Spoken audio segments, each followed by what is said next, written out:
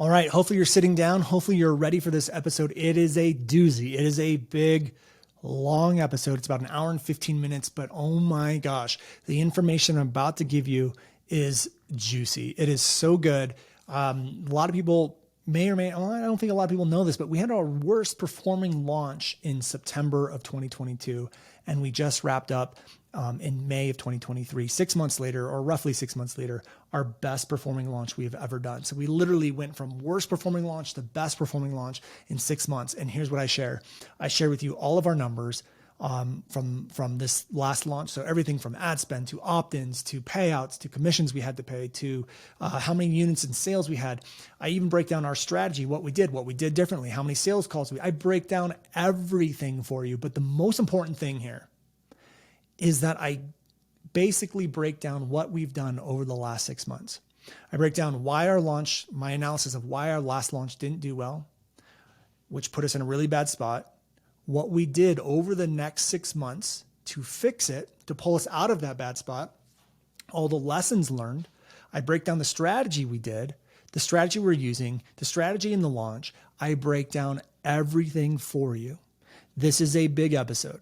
It's about an hour 15, an hour 20 minutes long. So I recommend listening to this episode when you have the time to really pay attention, because there's a lot of information and there's a lot of numbers. But I am telling you that if you listen to this episode and you pay attention to this episode, there is gold nugget after gold nugget after gold nugget. I don't hold anything back. I break down the wins. I break down the losses. I break down what's working for us. I break down our strategy. I break down who we worked with, who helped us. I break down every single detail. So if you're ready, well, then keep on listening. Hi, I'm Brandon Lucero, and you're about to experience the new way to thrive in business, entrepreneurship, and life by leaning into who you are, what you love, and standing up for what you want to create. Get ready, because this is where we go against the grain, say no to outdated society norms, and we say yes to change in order to create a happier, more fulfilled world. Welcome to the New Generation Entrepreneur Podcast.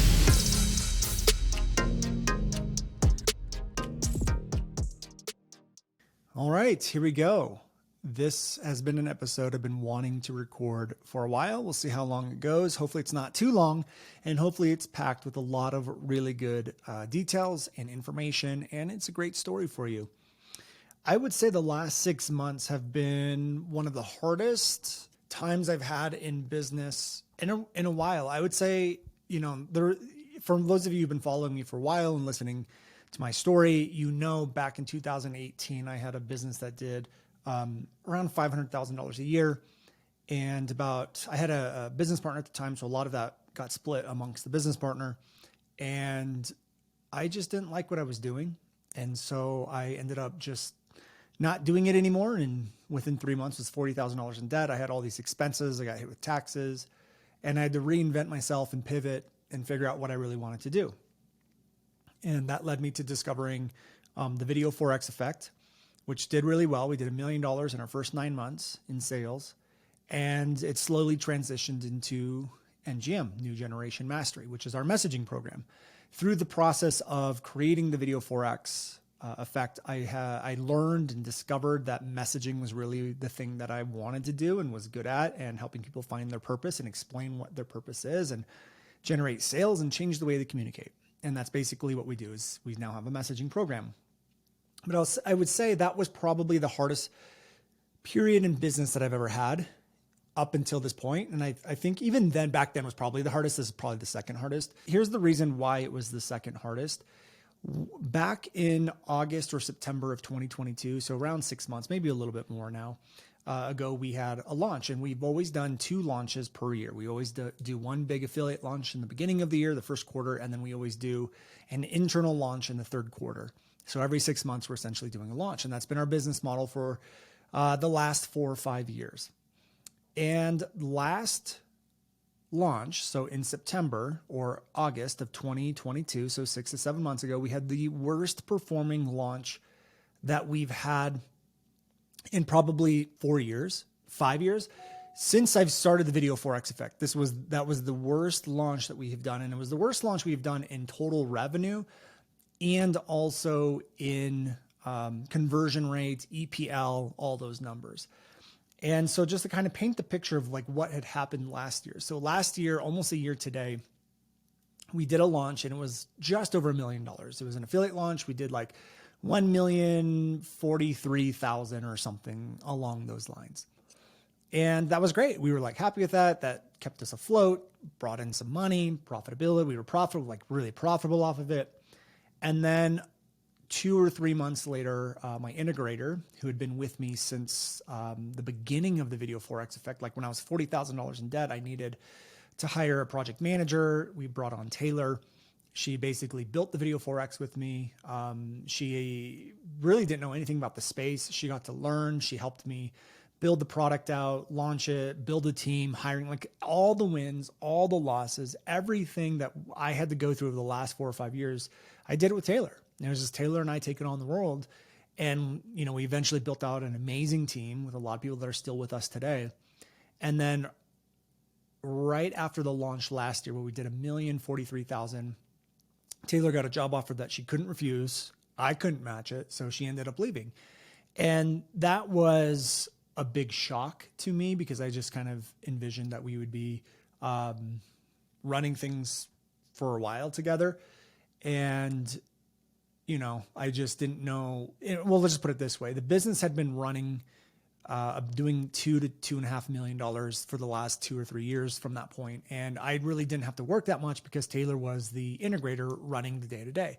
Well, when she quit, I was like, I don't know what we're going to do. And so we had to kind of figure out and navigate how we wanted to run the business. And what I decided to do was to not bring on another integrator, but to take our top 3 people, which were Brittany, Julie, and Matt. So top 3 people at the time and still are, and make them responsible or sort of like the mini integrator to their specific department. And that's the shift we decided to make.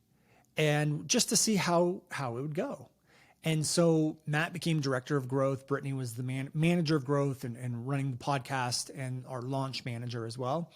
And Julie was like back end. So Julie was running everything after the sale. So that means customer support, our back end offers, all of that stuff.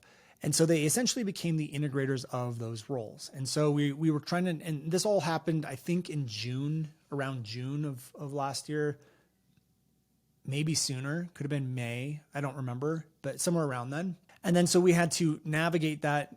And we promoted James Wedmore's BBD, Business by Design launch, did pretty well with that. And then we went into our launch that we did in August and September. And we didn't really know what to do or what to expect. I mean, we knew what to do. We just didn't know what to expect because Taylor had run their launches up until that point. So we had this huge responsibility pretty much on Brittany's shoulders. But Taylor had done a really good job training Brittany, nurturing Brittany, leaving us with an Asana board. She was also made herself available if we had any questions on the Asana board. So we kind of knew what to do. And we went into the launch and it was our worst performing launch. Now, I did an analysis in an episode of why I think that launch didn't do so well. Back then, I have 2 other friends. So Catherine Zinkina and Jim Fortin also had launched at the same time, and their launches were low performing compared to what they're used to. So I do think part of it was the economy. Part of it, there was just a lot of, back then, I don't know if you guys remember any of the narratives going on in the news, but there was a lot of talk of like recession, inflation. It was like all over the place. So there was actually a lot of fear going on within the students, within the audience, people not wanting to spend a lot of money. And so I think that was a major contributing factor of it. But also there was some weird things going on with the numbers where we had a huge amount of people paying full, which for me, my analysis on that was that, you know, the people that have the money that are like, have a real well-oiled machine and business running, we're kind of like, oh my gosh, sales are coming down. There's a fear of inflation and recession. There's a lot of talk of that. I need to invest money into positioning myself, which is why I think we had a huge amount of people paying in full. We didn't have a lot of payment plan sales, which is usually like our number one seller. We didn't have that in the last launch. So there's a lot of things going on. Another reason is that I think it was dead energy. And what I mean by dead energy is that because Taylor had left, we didn't really want to reinvent the wheel, meaning I didn't want to do anything new. This was going to be the first launch that Brittany did fully on her own. This was the first launch we did without Taylor ever since launching the program. And I just said, let's just keep everything exactly the same. We've already executed everything here. We don't have to like bring on new copywriters and new sales page designs. We don't have to do a new presentation. Let's just do exactly what we did last time. And looking back at it, and Matt's actually the one who brought this to my attention after the launch, every single time that we've just rinsed and repeated, we've never done well. And the reason why I think that is because it's dead energy. There's no new energy injected into the launch, but every single time I come up with new concepts, new messaging, and it doesn't mean completely new. It means like give it that 25% difference, that little edge. Every time we've done that, we've always had amazing launches. And every time we've just said, hey, let's take the easy way out, AKA the lazy way out, our launches just have never performed. And again, this wasn't us being lazy. This was just me trying to be careful. I don't want to get us in over our head. I don't want the team to feel overwhelmed. So it didn't do all that well because of that. So again, a lot of inflation talk, a lot of recession talk. There was a lot of fear going on back then. I thought also that it was going to be easy. I'm like, okay, this is just going to be an easy cash grab. And anytime I think and focus on the money, like, oh, easy cash grab, how much money are we going to make? I also never do well. So you have to understand the intention that you put behind your launch has a lot to do with how well it's going to be.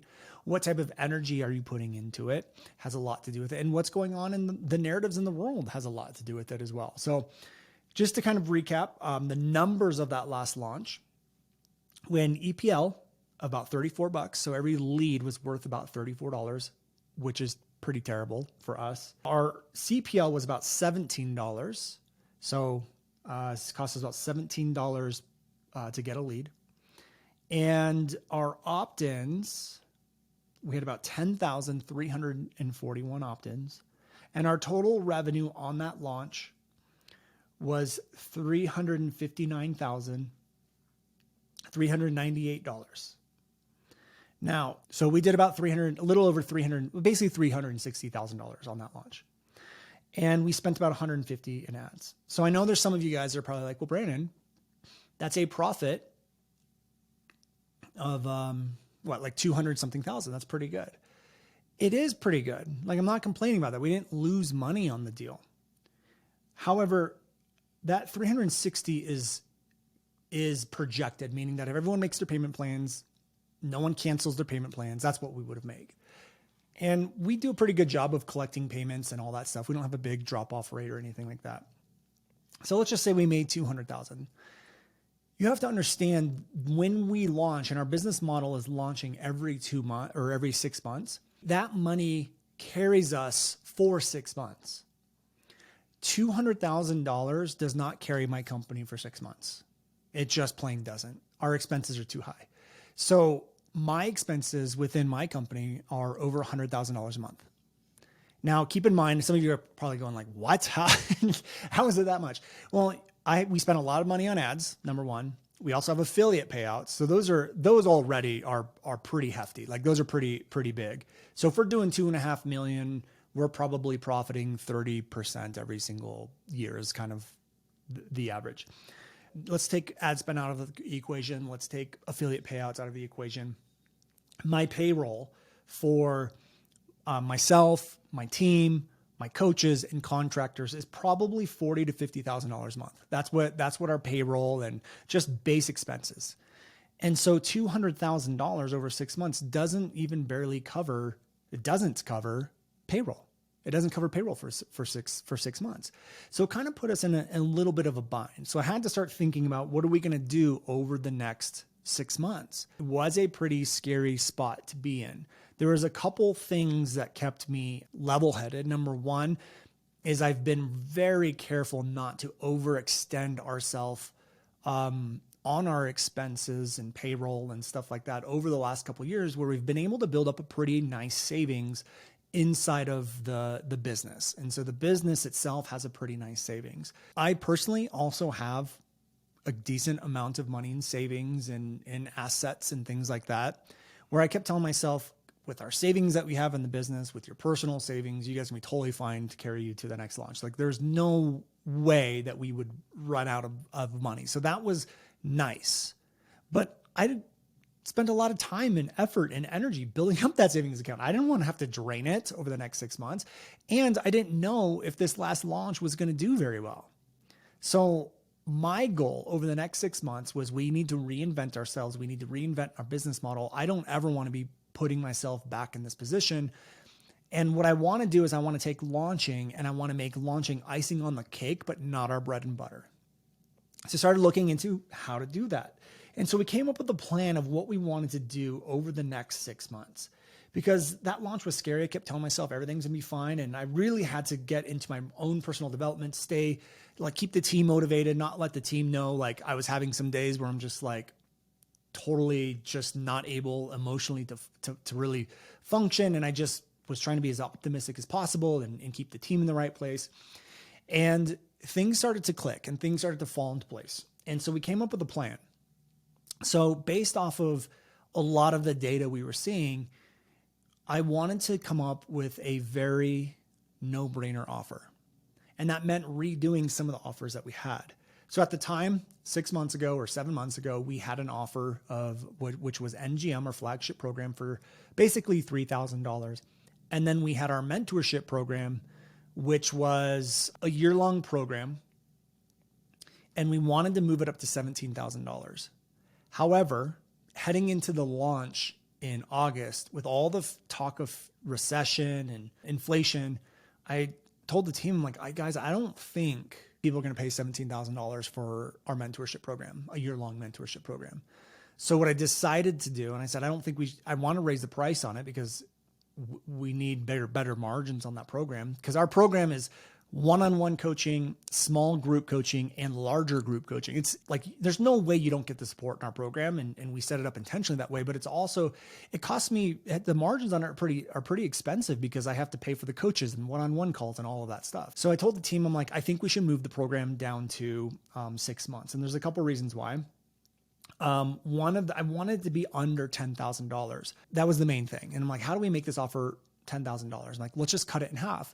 And if we can make it $8,000 and we get people to renew and we have a really good renewal process, we're still going to collect our $16,000 per year, but we're doing it in 2 purchases or 2 transactions instead of 1. That second reason was I wanted an offer that was mentorship and coaching under $10,000, because a lot of their mentorship or group coaching programs are above $10,000. So I was like, how do we make that happen? I'm like, let's just cut the time in half and then we'll focus on a renewal. But the main reason why we changed the offer around was because it was a year-long program. And what I started to realize is people in our mentorship program is that if I gave them a year to figure out their messaging, then it would take them a year to figure out their messaging. My theory was if I give them 6 months to figure out their messaging, they will take 6 months to figure out their messaging. And so what we started to notice is when people had a year, they'd be very relaxed in the beginning. I got time. And then in the last month of their mentorship, they would try to book all their calls and do all the stuff. And then it wouldn't be as value adding as it possibly could, because now they're trying to race and rush through everything. So I said, you know what? We need to have a more structured, quicker, faster program where people are working on it for 6 months straight. And we need to make sure that they're getting the results that they want. So that's the other reason why we did it. When we did that launch in September, we tested it. And even though we only did 360,000, we noticed that it actually was selling really well. So I told the team after the launch, I'm like, let's look at all the positives that we had in this launch.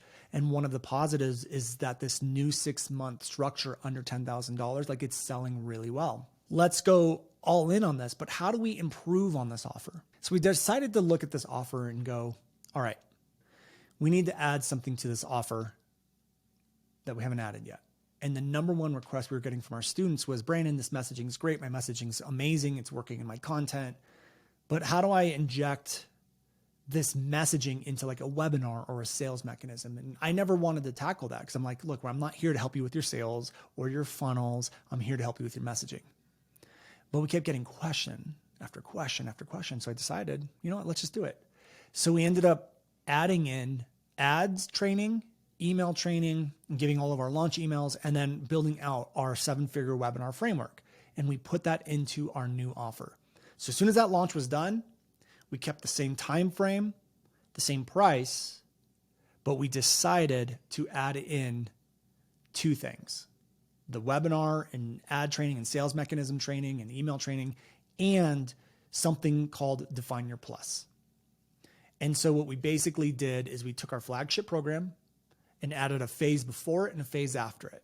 So if you're in NGM, NGM Plus is NGM plus 2 different phases. So hopefully that's making sense. There's a new phase we added before NGM and a phase after it that incorporates sales and webinars and all that stuff. So what we started to do was start to move this offer around. So we made a new, easier offer based on what sold really well in our last launch. That was step number 1. So I'm like, okay, now we need to look at the expenses of the company. So what we started doing is just looking at expenses. My goal over the next 6 months, even though the savings account in the business was there, is I didn't want to tap into that account. I didn't want to take money out of my savings to keep our company afloat. I said, if we're getting to that point, things are not looking good. And so I said, my goal over the next 6 months is to build out this new offer, figure out an open enrollment or evergreen process that we can use instead of launching. And I don't want to tap into my savings account. So the first thing we did is we started limiting expenses, really going through what we needed. And Matt helped me with this. And we went through a lot of software and different expenses that we needed. And we cut some things out. We were very careful with what we spent money on as well. And I actually stopped taking a paycheck for about 3 months during this 6-month period, just to make sure we didn't tap into our savings account. So that's kind of what we did, is we started to limit expenses over the next 6 months. Then the next thing I did, because I realized that I wanted to move off of being launch dependent. And what I wanted to do, again, was to make launching not the bread and butter, but more of icing on the cake. I wanted to have an open enrollment or evergreen process that was our bread and butter, because it's predictable, it's scalable, we can look at numbers and we know exactly how much revenue is coming in, but then we can still launch if we wanted to, but our business is not dependent on the success of the launch. It's just extra money in the bank. And honestly, I think that's the way most people should look at it. I think there's a lot of people that are trying to decide, should I go evergreen? Should I do open enrollment? Should I do launching? Honestly, I think you should do both. And I think that it's pretty dangerous. And again, this is just my own personal opinion here. I think it's pretty dangerous to put all of your eggs in one basket with one or the other models. I think people should be doing both. I really, really do. If you're all evergreen and open enrollment and that's all you do, I think you're leaving money on the table by not launching at least once a year. And they don't have to be big launches, but also if you're launching and not using evergreen, you're also leaving a lot of money on the table. And I think they work really well together. And we'll talk about that as we get into the details of this launch. So what I decided to do is, if we're going to really go for it, because we've talked about this inside of our company for a really long time. We talked about going evergreen when Taylor was still here. For years we talked about going evergreen.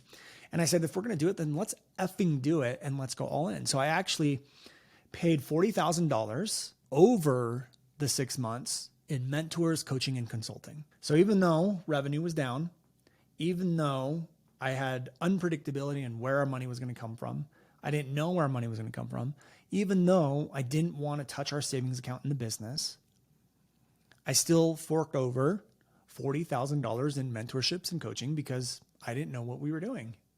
And so there's a couple people that we went to. We went to Dan and Nicole Culver, who we've had on the podcast, who teach and help people with open enrollment evergreen.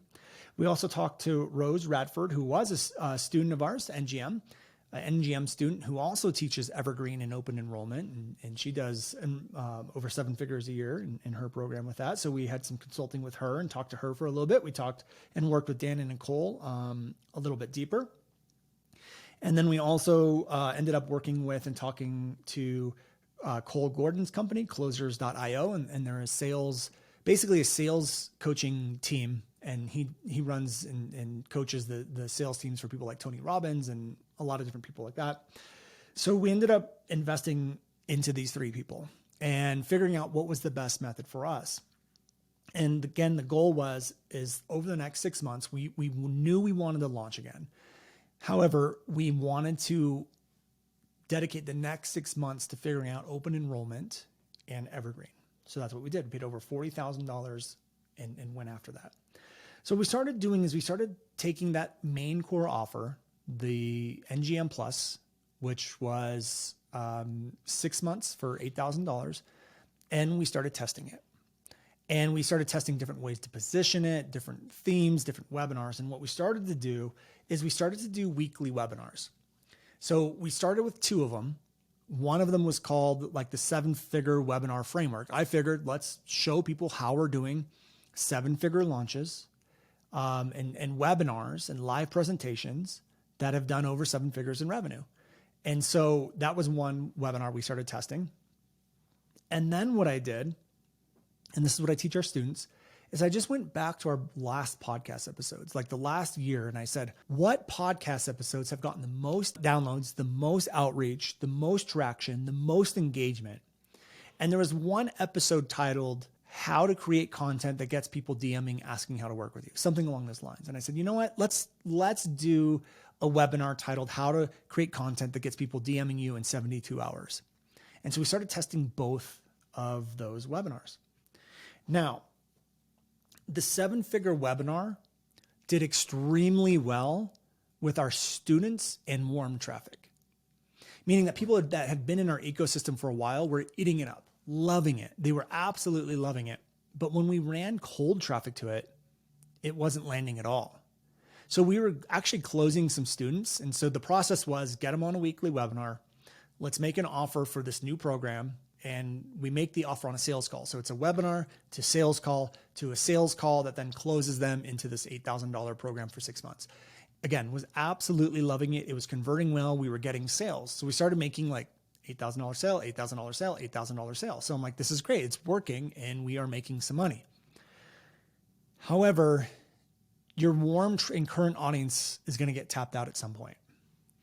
And one of the theories of with Dan and Nicole's process is that there are people sitting in your audience right now that are ready to buy. And if you just make them an offer, they're probably going to buy. And that's what we were seeing is we had a decent sized audience. Our email list was like 100,000. We were sending out emails. We were getting people to reply.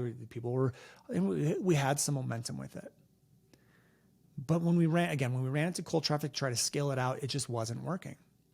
However, that second offer, the second webinar that we did, how to get DMs from your content, was working like gangbusters with cold and warm traffic. So our ads were like really cheap when we ran ads. So it was really cheap. We developed a PDF around it.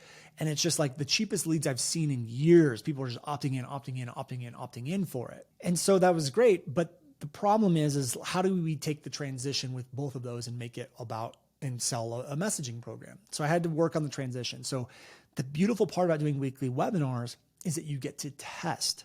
So we were doing a weekly webinar. We did it for 6 months. So what I want you guys to understand is for 6 months, every week I was doing a webinar, and I still do them today. And so if we take 6 months times 4, that's 24. I had done 24 webinars, tweaking, trying different topics, and then realizing, okay, this topic about DMs from content is working really well. Now, how do I say it? How do I pitch it? And I redid the webinar every week, 24 freaking times, 24 times. So for those of you who are doing a webinar, you've done it like once or twice and it's not really working. And I'm sorry, but I just have no sympathy for you. Because I have years of experience and I understand messaging pretty well. And it's taken me 24, well, it probably took me like 10 to 11 times to really figure out what's working. And then small tweaks. But I'm doing it I've done it probably close to, at this point, I've done weekly webinars 25 to 30 times, small tweaks every single time to figure out what's going to convert the best. And so that's what we started to do. So we started to test it and tweak it and figure out, and I'm testing different messaging. We're testing different ads. And again, it's working slowly, a little bit more. But then we had an event coming up. So we had an event. It's our NGM Live event. It's a 3-day event that we do every single year. And this event is just for our students. So it's a 3-day event just for our students. We call it NGM Live. And what I decided to do is I said, let's present this offer to our NGM students. Let's present this $8,000 offer for everyone who's an NGM that's not an NGM Plus yet, and let's get them to upgrade. And what I'm going to do is I'm actually going to credit their NGM purchase towards this, which means the offer was $5,000. So we made that offer at NGM Live, and I had already known how to market it, message it, position it, but we did something a little bit unique with this offer. So for our students, I made it $5,000, which to me is a no-brainer because it's easily a $10,000 or $12,000 offer. Like this, that's what the equivalent should be. In fact, in this last launch, we sold it for $10,000 and we sold a lot of it actually. But a lot of our NGM students, every single NGM student that was with us back in like November had an opportunity and they would have been grandfathered into it for $5,000. So it's a no-brainer offer. But here's what I did. I decided to test it a little bit differently. I started to say, let's change the offer around a little bit. Let's change the positioning around it a little bit. So in the 3-day event, I did a presentation all about how to craft a really effective webinar. And then what I said to them is I said, I'm doing a 2-day workshop that you guys can, that I want to offer to you guys. It's a 2-day workshop where I'm going to craft a webinar with you in a group setting for $5,000. And I said, anyone who buys this offer will get NGM Plus free for 6 months. So again, the way I'd been selling it before is, hey, buy NGM and I will give you a webinar training as a bonus. This time around, I positioned it as, hey, let me give you a 2-day event for $5,000 and I'm going to give you NGM Plus for free. It's the same amount of money. The same elements are still being used, but I'm changing the elements around to change the offer around. And I did that because in the NGM Live event, we had done a whole training on how to craft a really effective webinar. So wouldn't it make sense for me to then position our 2-day webinar event, not as a bonus, but as the main offer, and then NGM Plus support and calls as the bonus? Of course. And it did really well. I don't remember the exact numbers, but I know we did over $100,000 on that offer. So now we're 3 months into our journey. We're slowly making some sales. I do have some reoccurring from our last launch coming in. I do have the 12-month payment plans from the launch before, and now we did about $100,000 in sales. So we're sitting okay. Like we're doing pretty well. Things are working. And so what we started to do is continue to test the offer after that. So we're still doing our weekly webinars. We're moving the offer around. We're doing sales calls. And what we decided to do is bring in Rachel, our head coach. And she started handling sales with us because it got to a point where I'm like, look, Matt and I were talking like, I think we can do a lot more here. I think we need someone like intentionally reaching out, setting up calls, starting these conversations. And Dan and Nicole helped us with this as well too. I think Dan brought it to our attention on one of the calls we had with them. And so I said, Rachel, I want you to start taking over the sales calls and let's figure out how we want to reach out to these people. And we took a very personal and intimate approach to our sales process. A couple of things that Rachel started doing that worked very well. And we had some really fun and interesting discoveries that I'll walk you guys through. We basically put Rachel dedicated to DM conversations, setting book calls, closing the calls, all of that stuff. And it's a really labor-intensive process, but it really paid off. And so some of the things that Rachel would do, and this one was genius. She came up with this all on her own. I didn't even know she was doing it. And I was just like, she just told me one day, I was like, oh my God, that's so smart. Is this. So basically what would happen is we would do our weekly webinar.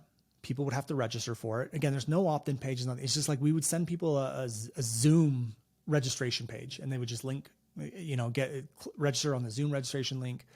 And then we would do the Zoom presentation and I'd move into my pitch and I would just say like, look, here's what I have for you guys and book a call and we'll give you the details of it. And that was it. There's no sales page, nothing. And so what we started to realize is that people would actually show, and we eventually got to the point where we just did the same presentation week after week after week. And I started to realize people would show up to the same presentation multiple weeks in a row, meaning that, and I didn't think this would happen, but we would do the same exact presentation week 1 and then re-invite all those people back and do it again in week 2, invite them back, do it again in week 3, week 4, week 5. And there were people who were literally on week 1, week 2, week 3. They were attending the webinar 3 to 4 times. And so what Rachel started doing is before every time we did that presentation, every single time we did that webinar, Rachel would look at the attendee list and she would keep track of who attended the week before, the week before, the week before. And she started to notice that people were showing up multiple times. She would personally email them or text them if we had their phone number And she would say, this is the third time you've attended this workshop. Clearly something is off. Would you like to book a call to see how we can help? Because nothing's going to change if you keep coming to these free webinars. And I think you know that. And then all of a sudden, bam, bam, bam, bam, booked the call, booked the call, booked the call, close, close, close. And so Rachel started to close it, and we started to see really, really good momentum. And this was like December, January. And my team and I always take off the last 2 weeks of December. So we didn't do anything the last 2 weeks of December, but Rachel started doing this right before December. And then we took our 2-week break, and then we came back in January, and it just started to work really, really well. And by the end of February, we had a run rate of $1 million on our evergreen process, meaning that if we kept the momentum and the sales that we had continuing for the rest of the year, we would have done $1 million a year with our evergreen process. And so it took about 4 months of testing, trial and error, moving offers around, testing different topics, doing the webinar multiple times, fine-tuning our sales process, what worked on the sales call, what works for booking sales calls, what does the funnel look like? Do we need an opt-in here? Let's test this over here. I mean, it was pure madness for 4 months of just mad scientists, head to the ground, testing, tweaking, what's going to work. And I try to tell this to our students, and I try to tell this to the listeners, is that this is what it takes. If you think you're just going to get up there and you're going to guess at a webinar topic, or you're just going to survey your audience and give them what they want and you're going to drive sales, I'm sorry, but you have to be really lucky if that's going to work for you. It takes trial and error. Put the scientist hat on, figure out the funnel, figure out the testing, figure out the tweaking, figure out the topics, figure out the messaging, figure out the sales process, figure out what to say on the sales call, figure out the objections. What are the objections going to be? How are you going to overcome them? How do you set the call? What's the offer going to be? What's the positioning going to be? It takes testing and trial and error.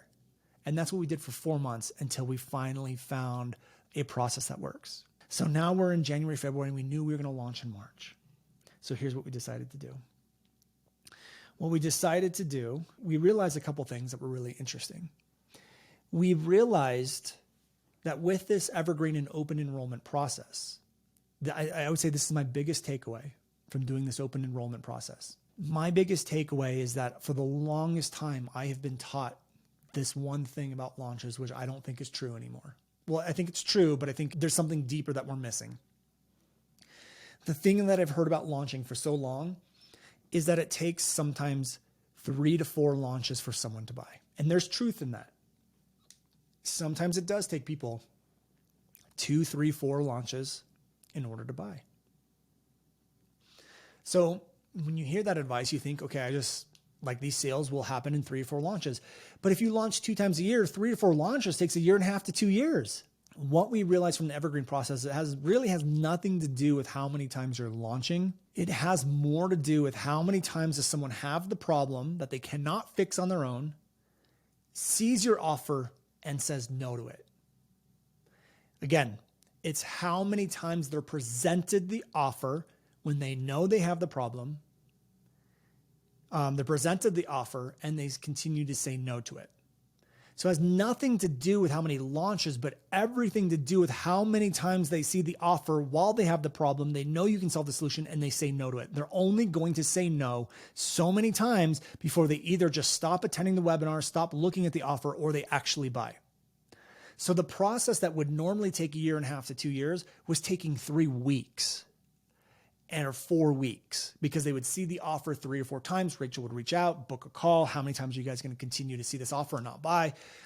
And so that's what happened is all these sales that would have taken us 1.5 to 2 years started happening in 3 to 4 weeks. It blew my freaking mind. And that was the biggest takeaway that we saw. So when we started to gear up for our launch, I looked back at the data of our last launch and I realized, oh my gosh, 80% of our sales and our launch in August and September came in, opted in the last 2 weeks. Our runway for that launch was 3 months. 3 months. 3 months. Our runway was 3 months, and 80% of our sales came in the last 2 weeks, which means that if we would have just blasted all of this ad spend in the last 2 weeks, our last launch that did 360,000 probably would have done not 360,000, probably would have done a lot more. And we probably would have saved on ads. So I started to realize, I don't think people need so much time to decide to buy anymore. And the reason why is because our messaging is focusing on problems. Look, if you have this problem and you trust my ability to solve it, you're going to buy. Like if it's a painful problem, and that's what our messaging was doing. So when someone would come into our ecosystem and need to sit there for 3 months and I wasn't making them an offer, they were leaving. And then everyone who came in the last 2 weeks knew I attracted them based off a problem. They trusted my ability to solve it. Then they would buy. So I told the team, I'm like, we're not going to do a runway for this launch. It makes no sense. We're closing people every week right now. Some of them are people that are attending the first time. Sometimes they're attending and they're closing within 3 weeks. Like we're closing $8,000 sales within 3 weeks from now. And so we started to see all this momentum. I said, we're not going to do a runway. Here's what we're going to do. We're going to go even bigger with this evergreen process. Let's spend more money. And this evergreen process, this open enrollment process, is going to be a runway. Why? Because we're getting people opting in. We're getting them to see our offer. We already know based off the data, people need to see the offer sometimes 2-3 times. Let's get them to see the offer 2 or 3 times before we launch. And maybe we'll make sales in the process. So here's what we decided to do. I said, we're not doing this $8,000 crap anymore. It's too low of a price for what we offer. It just doesn't make any sense. It's way too low. So everyone who had opted in over the last 4 or 5 months, 6 months, we said, hey guys, price is going up to $10,000. If you wanted to get in at the $8,000 price point, this is your final chance. And so we had a whole slew of people, bam, bam, bam, bam, bam, joining in. I think we had like 9 sales in 2 days at one point. So like 90 grand or whatever it was in like 2 days or something like that. And so this evergreen process pretty much kept us afloat and profitable, especially as we headed into our launch, which is great because we spent like $150,000 on this launch. We're getting a ton of leads. All these people are seeing the offer. It was the best runway we had ever done. And it's the best runway because it allows people to buy. Our last runway never allowed people to buy. It was like, get into our ecosystem. We're going to warm you up, warm you up, warm you up. But the way I teach messaging is all off of problems. So if you're attracting someone off a problem, they don't want the problem anymore. They just want to pay to get it fixed. So this runway was perfect. Got people to see the offer, which we knew they needed to see a few times before they bought. It allowed us to turn warm traffic into cold traffic. And it also allowed people to freaking buy while we were gearing up for our launch. So that's what the 6 months looked like. We were getting low cost leads. We were getting people to see the offer. We were making sales. And again, I don't know exactly how much money we had made off of this offer. I would say if I had to guess, we probably made $200,000 to $250,000 in the last 6 months off of this offer. So you combine that with the 200 that we made on our last launch. That's a total of like 400, 450, which is more than enough to keep me profitable. So the first 4 months of that journey were really scary. Emotionally, I had to keep my mindset in the right way. I had to live in full possibility and optimism of what's going to happen. I had to motivate the team. I constantly told myself that everything's going to be okay. There was a point in January where I was really concerned and really worried because we had taxes due. We had ad spend coming up. We had not really found our stride quite yet. We found it probably the end of January. I didn't tell this to the team, but I was like, there were days where I was like that feeling in the pit of my stomach of like, what the heck am I going to do? I was scared. Like I was generally like, honestly, just really scared of what was going to happen. I didn't know how the launch was going to turn out. There would be days where I just thought I literally lived in a reality where my business was going down in January. That's what I thought was going to happen. And I was able to pull myself out of that. To be honest with you, I'm really, really proud of myself of how I handled myself in the later half of January and how I was mentally able to pull myself out. And I got myself to a place where I just knew it was inevitable. It was impossible for us to not be successful. It was impossible for us to not pull ourselves out of this. It was impossible for my business to go down. And I lived in that reality the second half of January. And I think I did a good job hiding it from the team. I think poor Matt probably got 1 or 2 outbursts from me that were pretty intense and not his fault, but I definitely took out some fear and anger on him at one or 2 times, and obviously pulled myself out of it and apologized. And I think I might have hinted to him a couple of times of like how nervous and scared I was, and he probably knew, but I feel like I did a pretty good job of hiding that. And it was tough. And I was just really proud of how I handled it and how I was able to pull myself out and then continue to lead the team and grow and also invest. And I think that's what a lot of people miss is like sometimes those times where it's really hard and scary, investing and getting the help is what you need. And here's what I also didn't realize over this last couple months, leading into the launch, is that we were learning so much about our messaging. We knew exactly what objections people were going to say, how to overcome those objections. I knew what messaging worked. And so the beauty of the last 6 months is that we got to figure out a new business model. We got to test our messaging. We got to make money. We got to try a new offer, figure out a new sales process. But again, we got to learn the messaging, learn the objections, learn how to position, learn how to sell. So when we went into this next launch, we got to take all of that information, all of that data, all of those learnings, and inject it into this new launch. So here's what we did. So let's move into the launch. So just to kind of recap, I told you what happened in the last launch. I just gave you our journey of the last 6 months. Now let's move into the launch. Here's what we did. We moved into our launch. And this honestly our goal was to make this our last launch that we ever do. And again, that doesn't mean we stop selling our program. It just means we just stop launching it. And so, again, the jury's still out on how we want to handle that. We'll figure it out, but I know for sure we're not going to launch it again, NGM again for the rest of the year. So our goal was let's bring on affiliates. And we only brought on 3 affiliates. We brought on Mel Abraham, Colin Boyd, and James Wedmore. And we decided not to do a runway. And what I decided to do is I'm going to do a brand new 3-day training. What we realize is that people they don't really want their messaging fixed. They want profitable messaging. So that word profitable was really important. That was the key word that we discovered the last 6 months that worked really well. Again, I created brand new messaging based on a lot of the stuff that had been working over the last 6 months. So I would say 50 to 70% of the training was the same, and then that means 30 to 50% was different, new and fresh, new ideas, new things like that. I knew a lot of the objections that were coming up. So I incorporated training into the 3-day event that overcame some of these objections. I was not afraid to tell people that there was an offer coming, there's a sale coming and things like that. And to toot my own horn a little bit, I also feel like I know how to add value, keep people engaged, and create demand at the same time. So I knew our event was going to do really well. But again, I knew what was going to work. I knew what titles were going to work. I knew what messaging was going to work. I knew what concepts were going to work. I knew what was going to work heading into this. So we crafted a brand new 3-day training. Now, here's the biggest shift and the biggest change that we made in this last launch. We went all in on conversations and calls and that personal, intimate approach. So what we saw with Rachel and I discovered and Matt discovered is that with our evergreen process, we have to take a very intimate, one-on-one, labor-intensive process to start closing these sales at the rate that we want to close these sales. But that's fine because every week we would have, 200 people, 100 to 200 people opt in for our webinars.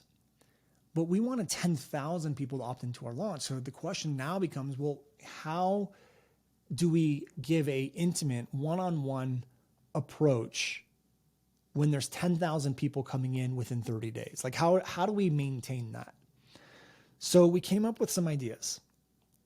And number one, we came up with a challenge. So all I did was I took our webinar that worked really well over the last 6 months, and I just did the webinar inside our Facebook group.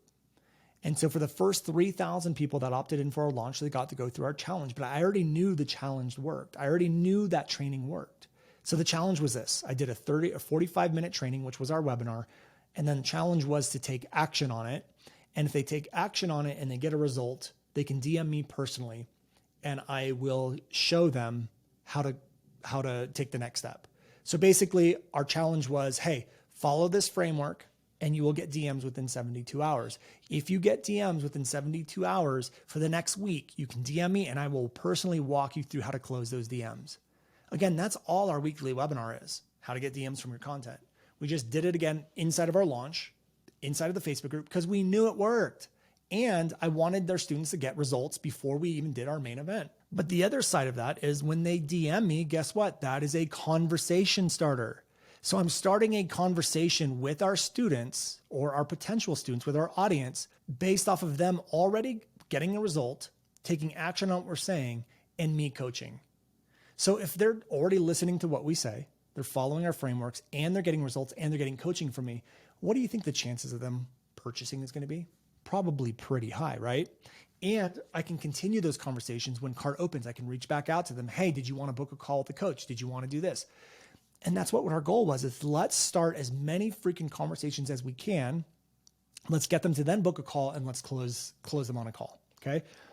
Also, we can start those conversations, invite them to the 3-day training, pull them through, and all that stuff. So the question is how do we start all those conversations, keep that intimacy up with 10,000 people? And so we brought on our entire coaching staff. So what we did is we brought on probably 8 different coaches. 3 to 4 of them are what we call setters. And then the other 3 to 4 are what we call closers. So 3 to 4 of them, their job is purely to start conversations in the Facebook group. That's it. Like, their job is to start conversations in the Facebook group and reach out to people. So we had a couple ways of doing this. Number one is look at who's very active in the group and just reach out in the DMs. But what we would do is we would look at their comments on the posts, and our coaches would comment, hey, so-and-so, this is coach blah, blah, blah, blah of NGM. I'm going to send you a DM. Go look at it. And then the coach would DM them and say, hey, saw your activity in the group. I think you're someone who would be perfect for a messaging audit. Would you want to do a messaging audit so we can pinpoint like where you're going to get the most bang for your buck by improving your messaging? And so our coaches were doing these audits. If the coach felt like they were a good enough candidate to book a call, we were actually having them just book a call. So we were pulling people out of the Facebook group and actually closing them before we even did our 3-day event, before we even launched. We had this whole process set up. Rachel and I had developed the script. We knew how to close them, and we had 5 different closers ready to go to book calls. So we were doing that, and we were starting those conversations, but we ran into a problem. Facebook doesn't like a lot of those DM things. And so a lot of their personal profiles started getting limited, how many messages they can send and all that stuff. So we had to pivot. And what we started to do is use ManyChat. Problem is ManyChat doesn't really work the way it does on a Facebook page as it does in a group. So I can't say things like comment this word and ManyChat will DM them anything. It doesn't work like that. So we had to have them go over to our business profile, send a message with a word, and then had an automation set up. So what we started to do is create a bunch of different downloads and freebies that they could get. And so I would do like little trainings in the Facebook group and say, if you want a freebie, go to our business page, comment this word, yada, yada, yada. Okay. And that was working pretty well. And then what we started to do is we went into our 3-day event. And once the 3-day event here's where most of the conversations got started. Most of our conversations got started where I would do day 1 training. And at the end of day 1, I would say I created a 10-minute video that's going to recap everything and give you one more thing that I didn't talk about today. What I need you to do is go to our business profile, type in the word day 1.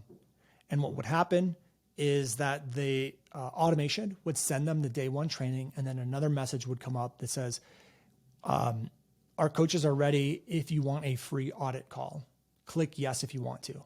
If it clicked yes, a notification would be sent over to Slack. Our setters would then find that person in the Facebook group, DM them, and you could also DM them from ManyChat and say, hey, this is Coach Ken or Coach Andrea or Coach Katie or Coach whatever. I can do the audit call right now, or the audit. And then they would do the audit in the DMs. And at the very end of the DMs, they would say, would you like to book a call with a coach to see how we can help on a deeper level? So again, we would do these automations that then would go to book a call. These automations where they would have to send us a message. They would get the free training, which would then ask them if they wanted an audit. Once they hit yes, our team would be notified. And then we would start a personal one-on-one conversation at the point, do the audit in the DMs, and then lead that to a book a call. So we had started, when we looked at everything at the end of the launch, we had started 671 conversations with students. 671 conversations. Think about that for a second. And most of them actually got to the point where they were one-on-one conversations. And we ended up booking 191 calls with a 70% conversion rate. 191 calls at a 70% conversion rate. It was almost like guaranteed that if you got on a call, we were going to close you. And so I said, like, let's go all in on this. So we went all in on these conversations and this personal starts and this mini chat and booking a call and doing that stuff, starting this intimate process. And it paid off in dividends. I mean, we had a full sales team. It was a well-oiled machine, just pumping out calls. And we ran into a lot of roadblocks. And so we had a Slack channel and we changed the process multiple times to see what was working, what wasn't working, what we were allowed to do. And so, I mean, we probably changed the process 5 or 6 times on how to coordinate with all 8 coaches. And we have this beautiful process now of how to actually do this for launches, which we're going to teach to our NGM Plus students. So get ready, guys. If you're an NGM Plus student, we're going to teach it to you in our 3-day event coming up, what we did and how it worked. But that's how we facilitated a very intimate one-on-one sort of process with 10,000 leads coming in. And it worked really, really well.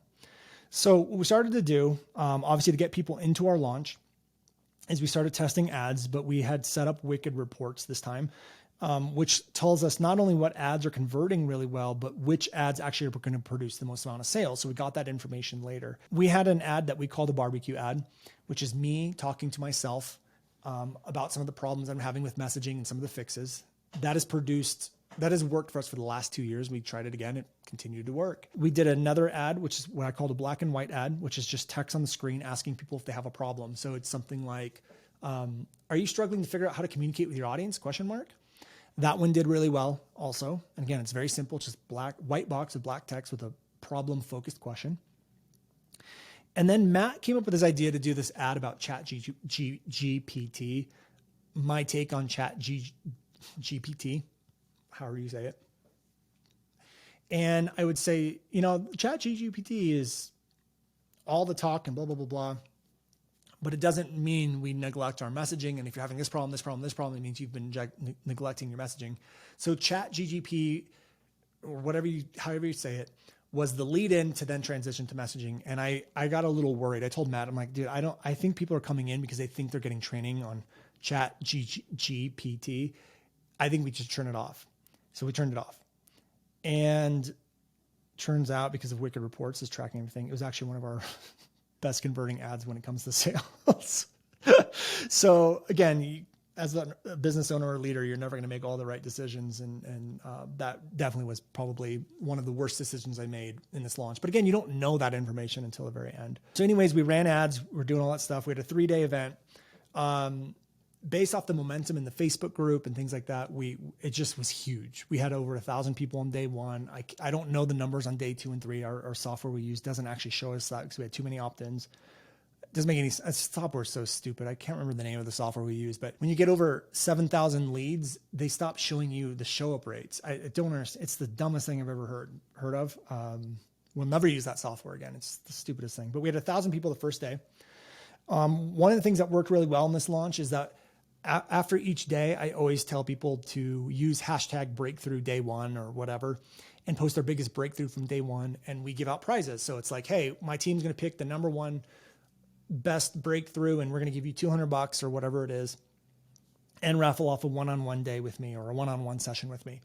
And so I think we had over 200 breakthroughs on the first day. And by the end of it, we had like 600 or 700 breakthroughs being posted in the group. Now, one of the things that we did is if our setters had time, they were actually commenting and starting conversations with everyone that had a breakthrough. Like, hey, so-and-so, I love this breakthrough. Sounds like you're getting a lot of benefit out of this. Do you want an audit to see if I can help you? So anytime someone had a breakthrough post, we would reach out to them as well. So kept up engagement really high inside of the group. And so the way we did it was day 1 training was on a Monday, day 2 training was on a Wednesday, and day 3 training was on a Friday. And then on Friday, what we did is I made the pitch for our offer without revealing the price or the details and just said, get on the wait list, or you can book a call with our team. So what we had really done starting day 1 is that a lot of these conversations were getting started, right? So we had this whole automation going out on day 1.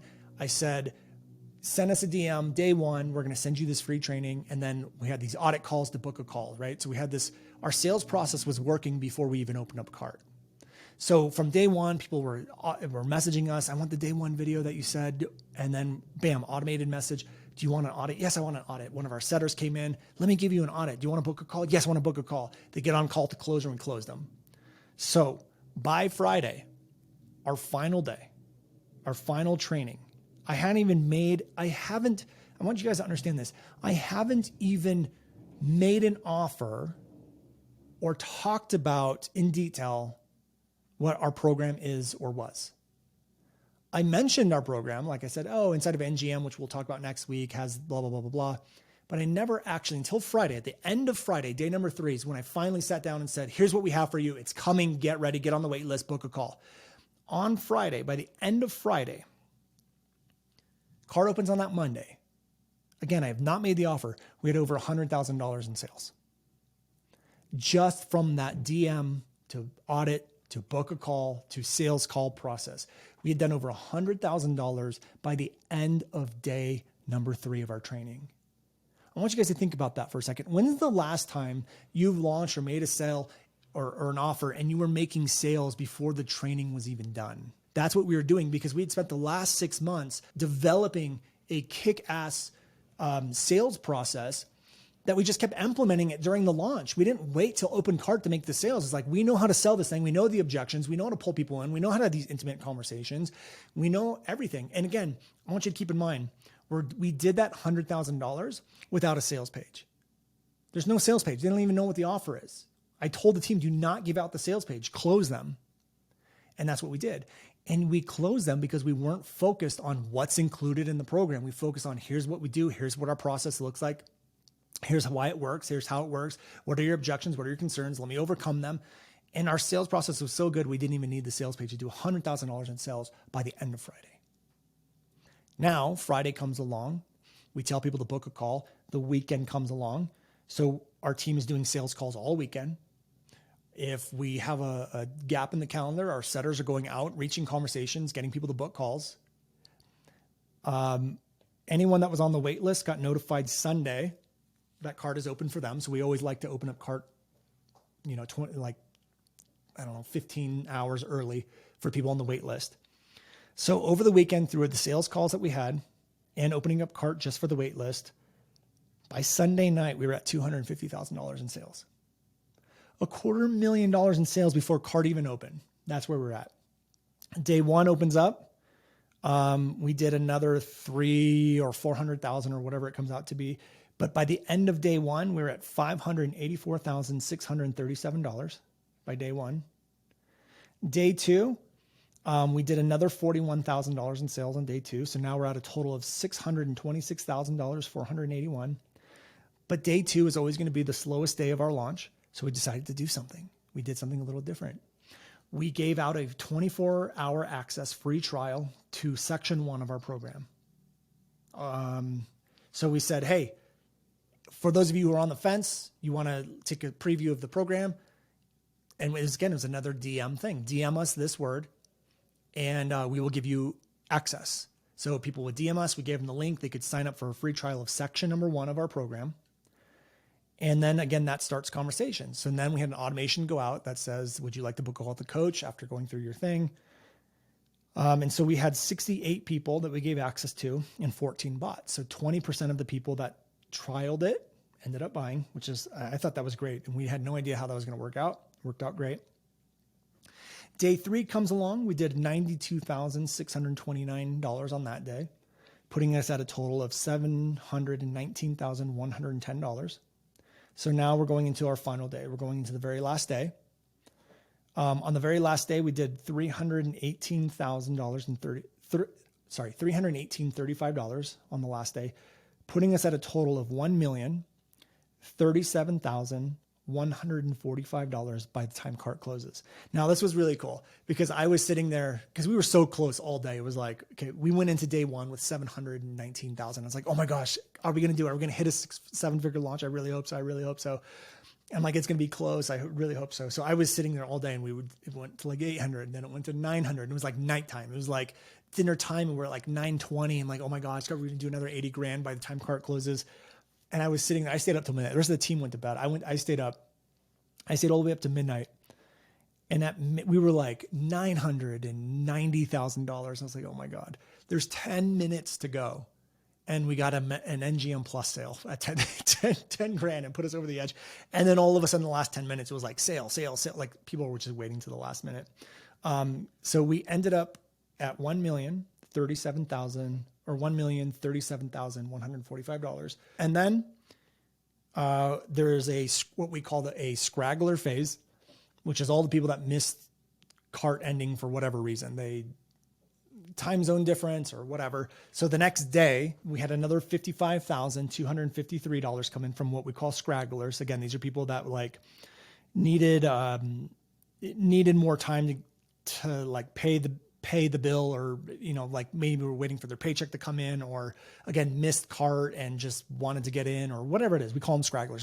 There's like excuses of why they missed the deadline. So the next day or two, we had another 55,253 come in, putting us at a total of $1,092,398. And then we had our down sell go out. So what we do the next week after our launch is we always offer a down sell. For us, it's our thought reversal program, which is $397, which is a tiny sliver of the actual program, but we always just offer it. And by the way, you guys should always be offering a down sell after your launch. Always. There's no reason why you shouldn't be doing that.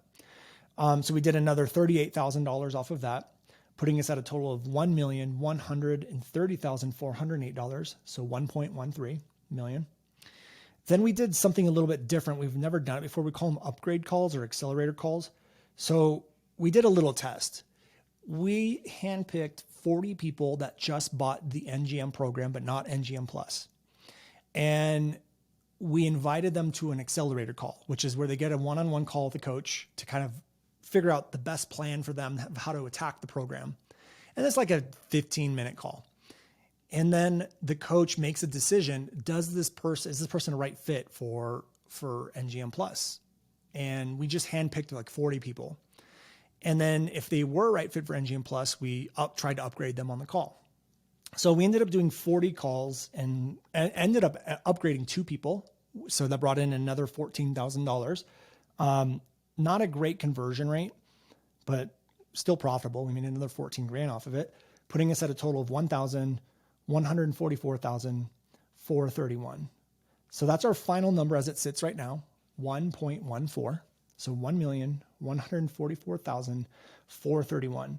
So a couple things they note here. At the end of cart close. At the end of cart close, we're at 1,037,000. By the time we did all these little things, the scragglers, the downsells, these upgrade calls, we're at 1.14. So we did over an additional $100,000 with the scragglers, the downsell, and these upgrade calls. Another $100,000 off of that stuff. So again, when cart closes, there's so many different ways to still continue the sales to come in. And that's our final number as it sits right now. However, I want you to understand we still have an entire back-end process that we bring people through. So we have something called FOMO promo, which is going to go out in 30 days. We have another process to take NGM students and upgrade them into NGM Plus. We have our event where we make our offer. So even though we ended at 1.14, that's not the final number of this launch. I just want you guys to know. And all of these leads, I'll give you the numbers of the launch here in a second. But you have to remember, we did 319 sales is what we did, which means that we had about 9,800 leads, which means there's about 9,500 people that saw the offer and said no, which means all those 9,500 people are now going to move into our open enrollment evergreen process. I didn't stop. I want you guys to understand, like very next week, we're boom, right back to our weekly webinars, doing those again. And we're already making sales. We're already closing sales into NGM Plus. And so the sales machine is still working. And now we get to funnel all those 9,500 people back into our evergreen process. I'm willing to bet that we're going to make another $1 million to $1.5 million by the end of the year off of those leads. So this launch, if we add all that in, is like a $2.5 million launch for us. So because I already know the numbers of our evergreen launch, we're going to funnel those people back in. We're going to continue with evergreen, grow our list. And this is why I think launching and evergreen are both absolutely necessary. They work together. The launch is now feeding our evergreen process. And before the launch, the evergreen process was feeding the launch. So our evergreen process fed the launch. And now our launch is feeding the evergreen process. I don't know what we're going to do because our goal was to not launch again. That was our goal. And I don't want to speak too soon, but I kind of like the idea of doing both of them. So I got to talk to the team and we're going to figure it out of what we want to do, but they work hand in hand. It's like the most beautiful business model I've ever seen because you're not dead if their launch goes bad, but you're doing amazing if it goes well. Your evergreen process brings in that consistency and the growth and the automation and the scalability, and launching just becomes icing on the cake. What launching really does is it cleans up all of the leads that didn't buy the first couple times they've gone through your evergreen process. So I like doing both. So here's the final numbers. Number one, our EPL. It's the highest EPL we've ever had in any launch, and it's $114. So every lead we got was worth $114. Our total leads, we had 9,800 leads. So 9,800 is like 9,808 leads. And 2,891 leads came from affiliates. So we produced almost 8,000 leads on our own. And then the affiliates brought in like just under 3,000, something along those lines. A couple things to keep in mind. This was the second highest revenue launch we've ever had, meaning our best launch to date based off of revenue, we did 1.16 million. Had I had the EPL on that launch that we did on this launch, that 1.6 million would have been closer to 2.8 million. That launch where we did 1.6 million, we had like 20 to 25,000 leads and we did 1.6. On this launch, we had 9,800 leads and we did almost 1.2. Think about that for a second. We had less than half the leads of that launch, but we did almost the same amount of revenue, like pretty close. So had our numbers on this launch been the same as that launch that did 1.6, we had 20 to 25,000 leads, we would have done almost like between $2 and $3 million. So this was our best performing launch by far. Our return on ad spend was 7.5x, which is huge. Our average cost per lead from ads was about $17. Our conversion rate from leads and opt-ins to sales was 3.3, which on a $3,000 and $10,000 product is pretty damn good. So 3.3. Total sales. We sold 319 units. 192 of those sales came from affiliates. Now I want to be very clear on something because I already know that there's a lot of people that are like, well, Brandon, the reason why this launch did so well is because it was an affiliate launch. And yeah, that definitely helps.